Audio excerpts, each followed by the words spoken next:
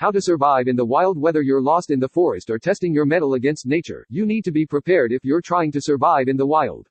Certain survivalist celebrities might tell you to drink specific bodily fluids. But, as long as you stick to the basics and do what you have to find water, build a shelter, obtain food, and stay warm, those celebrities will be eating crow figuratively while you potentially eat crow literally. Finding water. Locate a body of water like a river, stream, lake, or pond. Water flows downhill, so you should look for bodies of water in depressions in the earth and valleys. If you're in a mountainous region, there's a reasonable chance that if you walk parallel to a mountain you'll find a stream or river eventually. If you do find a body of water, you should build your shelter near it. Don't build the shelter on the water's edge, though, because chances are that possibly dangerous animals will frequent the area to quench their thirst. Tay 2, greater than if you do find a body of water, you should build your shelter near it. Don't build the shelter on the water's edge, though, because chances are that possibly dangerous animals will frequent the area to quench their thirst.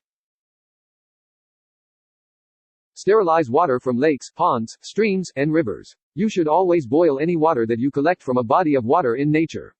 If you have a metal container, you can put it on your fire to boil for at least 20 minutes to sterilize it. If you don't have a container you can put onto a fire, you can still boil the water with a boiling pit.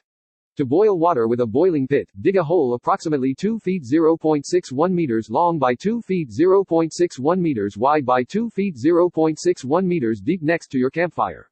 Then, separate out the clay from the soil. It will be sticky and reddish, and line the hole with the clay, making sure there are no cracks or openings in the layer of clay.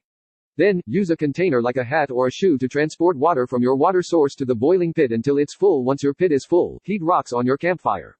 Heat them for approximately 10 minutes, then start dropping them in the pit.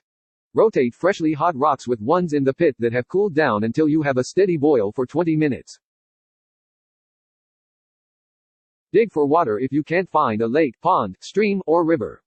Before you go to sleep, dig a hole that is approximately 1 foot 0.30 meters long by 1 foot 0.30 meters wide by 1 foot 0.30 meters deep.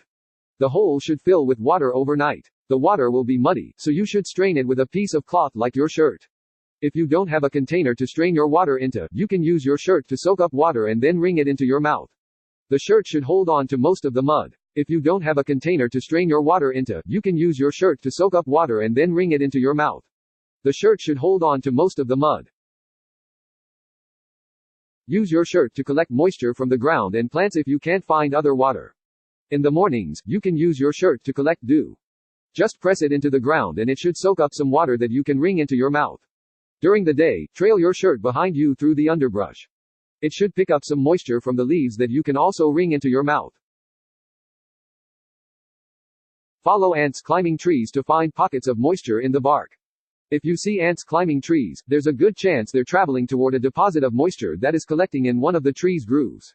Follow the line of ants to their destination on the tree and, if it's within reach, press your shirt against the water deposit to soak up the moisture. Then you can wring the water into your mouth. Be careful not to swallow any ants using this method, they could have pincers. Be careful not to swallow any ants using this method, they could have pincers.